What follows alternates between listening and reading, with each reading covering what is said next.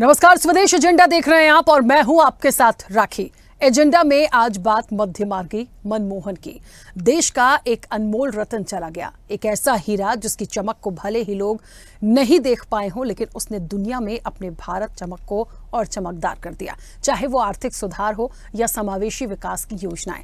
पूर्व प्रधानमंत्री डॉक्टर मनमोहन सिंह हमेशा देश में मानवता के कल्याण के लिए अपने द्वारा किए गए कामों के लिए याद किए जाएंगे। स्वदेश न्यूज परिवार उन्हें श्रद्धांजलि अर्पित करता है। आज स्वदेश एजेंडा में हम याद करेंगे अपने फैसलों से भारत ही नहीं दुनिया को मोहने वाले डॉक्टर मनमोहन सिंह को।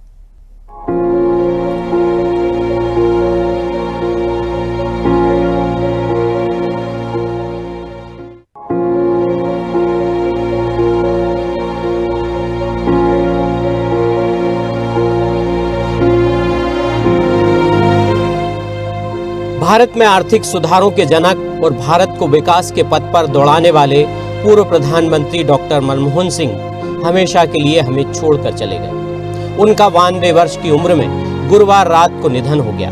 उनके निधन से पूरे देश में शोक की लहर है। केंद्रीय गृह मंत्रालय ने देश में 7 दिनों का राष्ट्रीय शोक घोषित किया है। इस दौरान पूरे देश में तिरंगा झंडा आधा झुका रहेगा।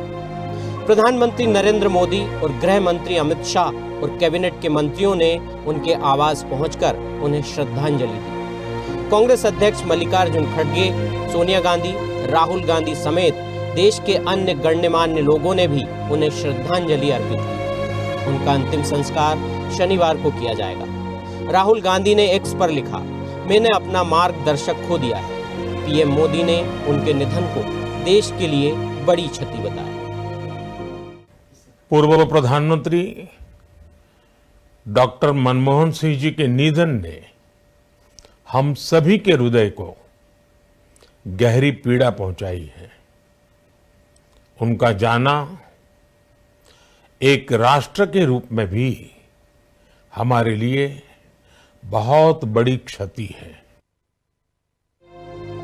किसी ने कभी सोचा नहीं होगा कि तब के अविभाजित भारत यानी अब के पाकिस्तान के चकवाल के गांव में जन्मा बच्चा, जिसे अपने दोस्तों के साथ गिल्ली डंडा खेलने का शौक था, वो एक दिन भारत आकर प्रधानमंत्री बनेगा और भारत की तस्वीर और तकदीर बदल देगा। सरल, सौम्य और ईमानदार स्वभाव के नेता डॉक्टर मनमोहन सिंह को भारत में आर्थिक सुधार का जनक कहा जाता है। ये कहानी है 1991 की, जब पीवी नरसिम्हा राव सरकार में डॉक्टर मनमोहन सिंह वित्त मंत्रालय की बागडोर संभालते थे। तब देश गहरे आर्थिक संकट से जूझ रहा था। हालात ये थे कि सरकार के पास जरूरी सामान आयात के लिए भुगतान की केवल 2 हफ्ते की विदेशी मुद्रा बची थी। ऐसे विकट संकट में डॉक्टर सिंह ने केंद्रीय बजट के माध्यम से देश में नए आर्थिक युग की शुरुआत की।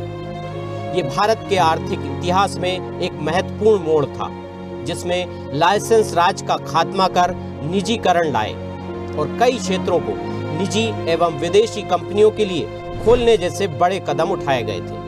उसके बाद 2007 में उनके कार्यकाल में देश की आर्थिक वृद्धि दर 9% तक पहुंची और भारत दुनिया की सबसे तेजी से बढ़ती प्रमुख अर्थव्यवस्था बन गई। एक चुनौतीपूर्ण समय में उन्होंने रिजर्व बैंक के गवर्नर की भूमिका निभाई। पूर्व प्रधानमंत्री भारत रत्न श्री पीवी नरसिम्हा राव जी की सरकार के वित्त मंत्री रहते हुए उन्होंने वित्तीय संकट से घिरे देश को एक नई अर्थव्यवस्था के मार्ग पर प्रशस्त किया। प्रधानमंत्री के रूप में देश के विकास में और प्रगति में उनके योगदान को हमेशा याद किया जाएगा। मेरे ख्याल में देश के पहले प्रधानमंत्री थे जो इकोनॉमिस्ट, और उनकी छाप पूरी दुनिया में पड़ी।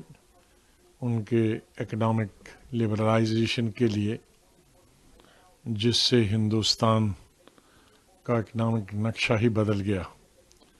आज उनके क्रिटिक भी उनकी तारीफ करते हैं। उनके काल में ही रेलवे में भाड़ा कम किया गया, देश आगे उन्नति किया, काफ़ी उन्नति किया। 10 साल तक वो प्रधानमंत्री थे, आप लोगों को मालूम ही है। उनका नहीं रहे, बहुत तकलीफ हुआ हमको, काफ़ी तकलीफ हुआ। भगवान उनकी आत्मा को शांति प्रदान। वो एक भारत का एक पहला वजीर आजम था, प्रधानमंत्री था, जिसने मार्जिनलाइज कम्युनिटीज और ख़ास तौर से मुसलमानों को अपलिफ्ट करने के लिए, उनको हक दिलाने के लिए उन्होंने बहुत कोशिशें की। डॉक्टर मनमोहन सिंह देश के वित्त मंत्री, आरबीआई के गवर्नर, आर्थिक सलाहकार समेत कई महत्वपूर्ण पदों पर रहे। फिर 2004 से 2014 तक देश के प्रधानमंत्री भी रहे। कुल मिलाकर डॉक्टर मनमोहन सिंह का सफर बड़ा ही मनमोहक रहा। समाजवेशी विकास के पैरोकार डॉक्टर सिंह का कार्यकाल जनता से जुड़ी बड़ी योजनाओं के लिए याद किया जाता है। डॉक्टर मनमोहन सिंह ने अपनी सरकार में मनरेगा जैसी योजना शुरू की, जो गांव-गांव के गरीब को 100 दिन रोजगार की गारंटी देती है, जिसने देश के ग्रामीण इलाकों की तस्वीर बदल दी। उन्होंने देश की जनता के हाथों में पारदर्शिता की ताकत दी, यानी सूचना का अधिकार अधिनियम दिया। यह कानून आम जनता के लिए एक ऐसा हथियार साबित हुआ जिसने पारदर्शिता और जवाबदेही की नई इबारत लिखी। मनमोहन सिंह जी ने राइट टू एजुकेशन लाए, यानी शिक्षा हर बच्चे का अधिकार है। उन्होंने कहा था, शिक्षा सिर्फ एक सुविधा नहीं बल्कि हर बच्चे का हक है। इस कानून के तहत 6 से 14 साल की उम्र के सभी बच्चों को मुफ्त और अनिवार्य शिक्षा का अधिकार मिला। ये मनमोहन सरकार ही थी जिसने हर थाली में भोजन की गारंटी दी, यानी राइट टू फूड एक्ट कानून लाए। इस कानून के तहत गरीबों को सस्ती दरों पर अनाज मुहैया कराया जाता है। इसके साथ ही डॉक्टर मनमोहन सिंह ने अन्य ऐतिहासिक फैसले लिए, जिनमें वैश्वीकरण और उदारीकरण, अमेरिका से न्यूक्लियर डील, पहचान का अधिकार दिया, भूमि अधिग्रहण कानून लाए। उनकी सरकार ने किसानों का कर्ज माफ किया। मनमोहन सरकार प्रत्यक्ष लाभ हस्तांतरण जैसी स्कीम लेकर आई। विशेष आर्थिक क्षेत्र अधिनियम भी मनमोहन सरकार ही लाई। राजनेता से ज्यादा अर्थशास्त्री मनमोहन सिंह के बारे में अमेरिका के पूर्व राष्ट्रपति बराक ओबामा ने अपनी किताब में लिखा है। मनमोहन सिंह एक ऐसे बुजुर्ग सिख नेता हैं जिनका कोई राष्ट्रीय राजनीतिक आधार नहीं है। ऐसे नेता से सोनिया गांधी को अपने 40 वर्षीय बेटे के लिए कोई सियासी खतरा नहीं दिखा। हमेशा नीली पगड़ी पहनने और मारुति 800 से चलने वाले मनमोहन सिंह को हमेशा नीली पगड़ी और मारुति 800 से चलने वाले मनमोहन सिंह को भले ही रिमोट कंट्रोल से चलने वाला पीएम कहा गया हो, लेकिन उन्होंने कई साहसिक फैसले भी लिए और सोनिया गांधी की सुनी नहीं। जैसे अमेरिका से परमाणु डील, मोंटेक सिंह आलूवालिया की नियुक्ति। उस दौरान गठबंधन सरकार होने के कारण उन्हें कई चुनौतियों का भी सामना करना पड़ा।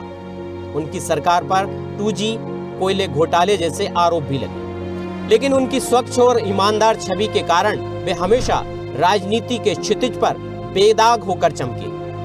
देश उनके योगदान के लिए उन्हें हमेशा नमन करता रहेगा। ब्यूरो रिपोर्ट, स्वदेश न्यूज।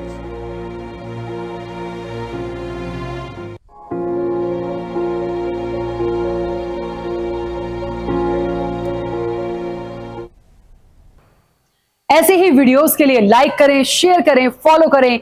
YouTube पर जाकर सब्सक्राइब कर बेल आइकन दबाना ना भूलें और ताजा अपडेट्स के लिए swedeshlive.com पर जरूर जाएं।